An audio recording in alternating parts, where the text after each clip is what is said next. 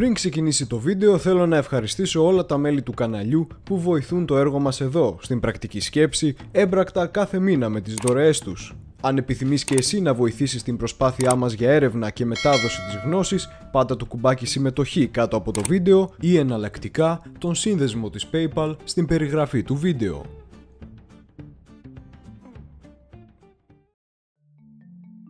Γιατί οι Βρετανοί έχουν γλυπτά του Παρθενώνα? Εδώ και κάμποσες δεκαετίες, στο πρόσφατο παρελθόν, αλλά γενικά εδώ και 2 αιώνες, στο όχι και τόσο πρόσφατο παρελθόν, υπάρχει η αντιλογία μεταξύ Ελλάδος και Βρετανίας για τα γλυπτά του Παρθενώνα. Γιατί η Ελλάδα κατηγορεί την Βρετανία πως της έκλεψε γλυπτά από τον Παρθενώνα?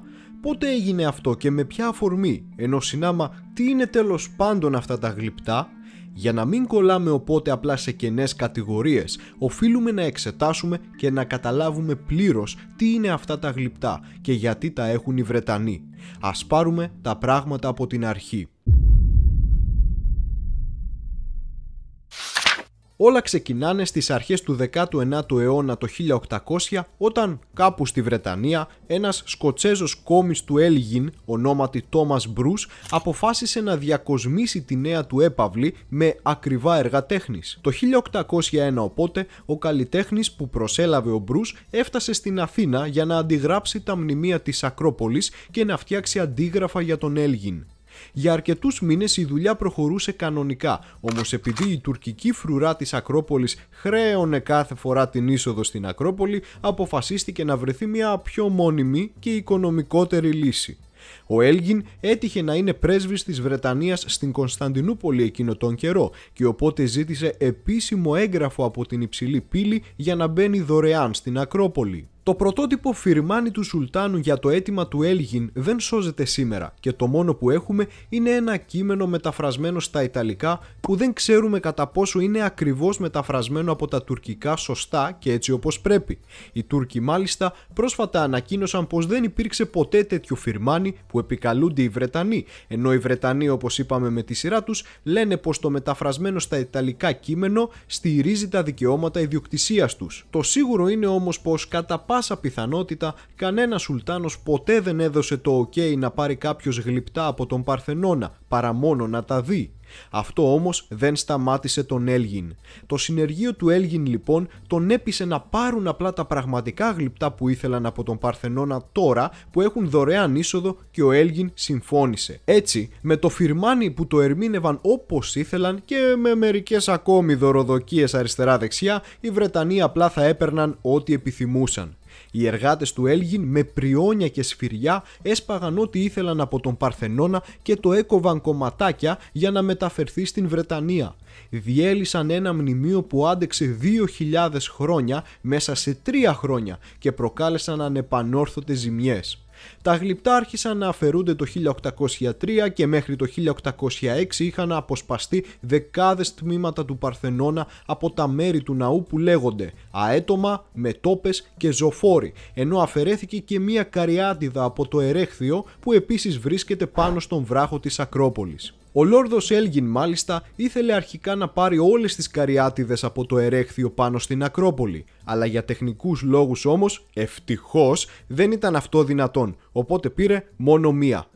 Τι τώρα, κοτζάμ λόρδι είμαστε να μην λένε ότι δεν έχουμε, έτσι? Πώς έπεσαν όμως τα γλυπτά στα χέρια του Βρετανικού Μουσείου? Εδώ αρχίζει το μιμίδιο για τον Έλγιν. Ο Λόρδος δεν ήταν και πολύ τυχερός, διότι λίγα χρόνια μετά από την κλοπή που διέπραξε, πτώχευσε και έτσι αποφάσισε να πουλήσει στην λαϊκή τα γλυπτά του Παρθενώνα. Τότε μπαίνει στο προσκήνιο το Βρετανικό κράτος που αγόρασε τα γλυπτά του από το παζάρι και τα εμπιστεύθηκε στο Βρετανικό Μουσείο όπου βρίσκονται μέχρι και σήμερα.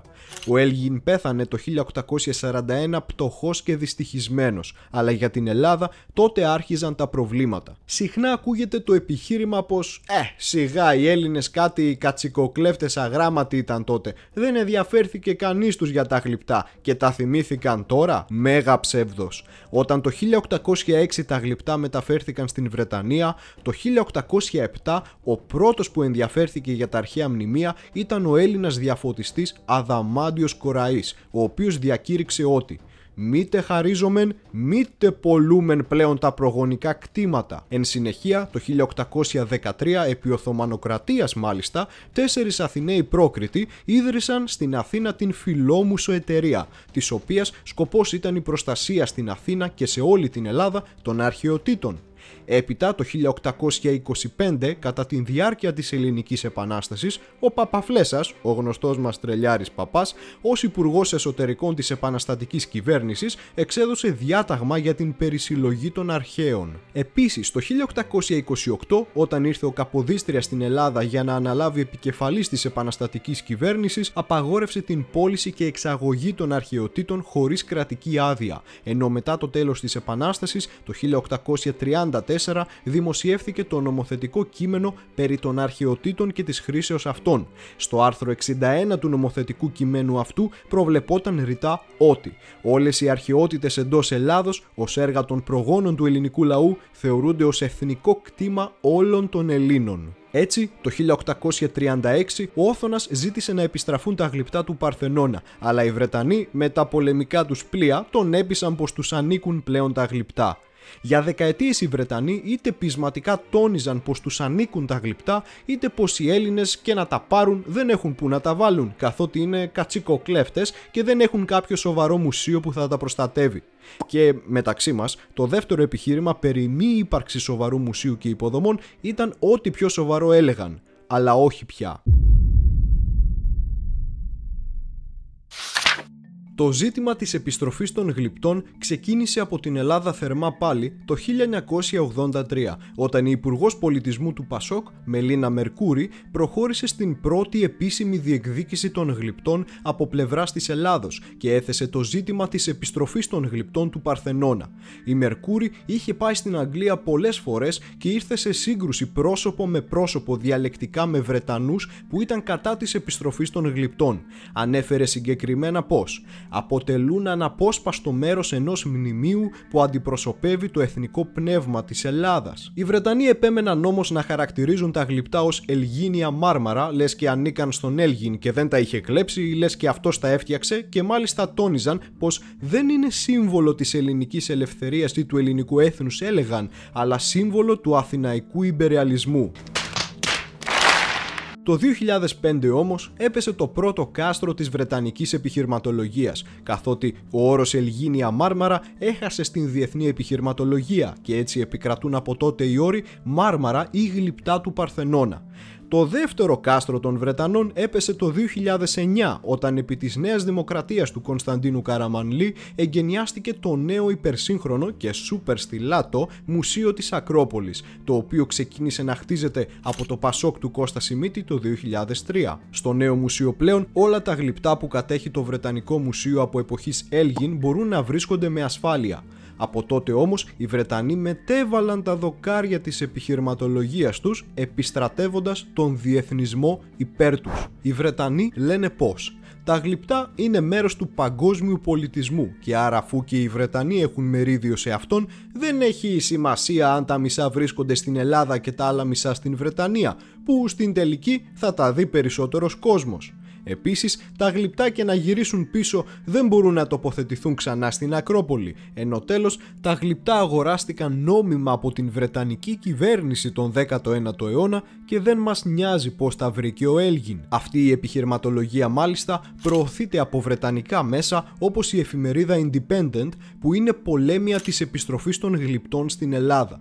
Μάλιστα, για να είναι σίγουροι πως το Βρετανικό Μουσείο δεν θα κάνει τίποτα τρελό και θα επιστρέψει μόνο του τα γλυπτά, επικαλούνται νόμο απαγόρευσης του 1963 που απαγορεύει στο μουσείο από μόνο του να επιστρέψει οτιδήποτε χωρίς την άδεια της Βρετανικής κυβέρνησης. Η ελληνική στάση εδώ και δεκαετίες μπορεί ίσως να φαίνεται πως 40 χρόνια δεν έχει άμεσο αποτέλεσμα, αλλά αυτό είναι παραπλανητικό. Εδώ και 40 χρόνια η Ελλάδα διεθνοποίησε το ζήτημά της από την δεκαετία του 1980. Επέβαλε τον όρο γλυπτά του Παρθενώνα αντί για Ελγίνια Μάρμαρα, έφτιαξε μουσείο το 2009 Βρετανία προχωράει σε έξυπνες καμπάνιες διάδοσης του μηνύματός της για το τι θα γινόταν αν ο Έλγιν πήγαινε αντί για την Αθήνα σε κάποια άλλη πρωτεύουσα και έκλεβε από εκεί τμήματα μνημείων, ενώ το 2014 διεξήχθη μια επική σιωπηλή διαμαρτυρία στο Βρετανικό Μουσείο από πανέμορφες Ελληνίδες με παραδοσιακές αρχαίες ελληνικές φορεσιές δίπλα στις Καριάτιδες.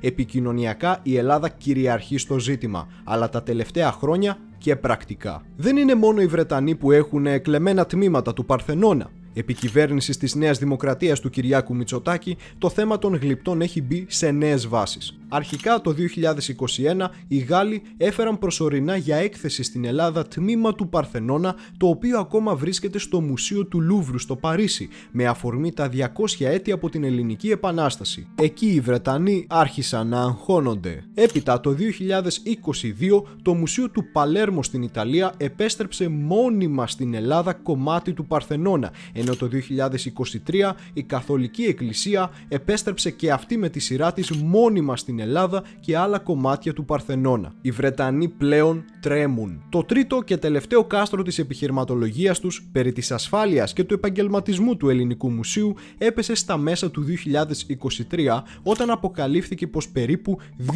2.000 αρχαιότητες εκλάπησαν από το Βρετανικό Μουσείο και πωλούνται την στιγμή που μιλάμε στο διαδίκτυο σε δημοπρασίες. Αυτός ήταν και ο τάφος της βρετανικής επιχειρηματολογίας. Οι Βρετανοί πλέον δεν έχουν καμία δικαιολογία. Μάλιστα, ο έξυπνος χειρισμός των λέξεων από τον Πρωθυπουργό Μητσοτάκη στο BBC προσφάτως έκανε ακόμα πιο διάσημη την θέση της Ελλάδος. Η παρομοίωση του τεμαχισμένου Παρθενώνα με μια τεμαχισμένη Μόνα Λίζα έδωσε στους Βρετανούς να καταλάβουν πως οι Έλληνες δεν θέλουν να τους δείρουν ή να τους θεωρούν κακούς απικιοκράτες με ενοχικό σύνδρομο, όπως έλεγε η Μερκούρη το 80, αλλά απλά θέλουν να τους βοηθήσουν να γίνουν οι καλοί της ιστορίας, κάνοντας το σωστό.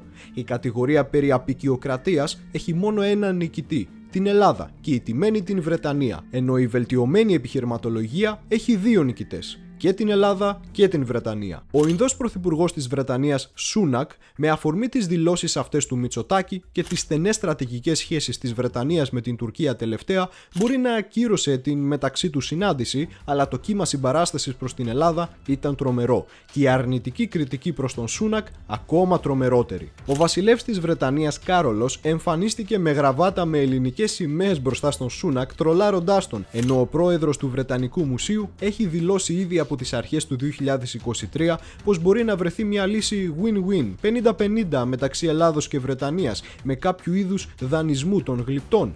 Το εκρεμές αρχίζει να γέρνει εδώ και χρόνια υπέρ των ελληνικών θέσεων και το μόνο που έχει απομείνει είναι η τελική επιστροφή των γλυπτών εκεί που ανήκουν ιστορικά και πολιτισμικά, στην ελληνική πρωτεύουσα, στον Παρθενώνα, στο έθνος των Ελλήνων.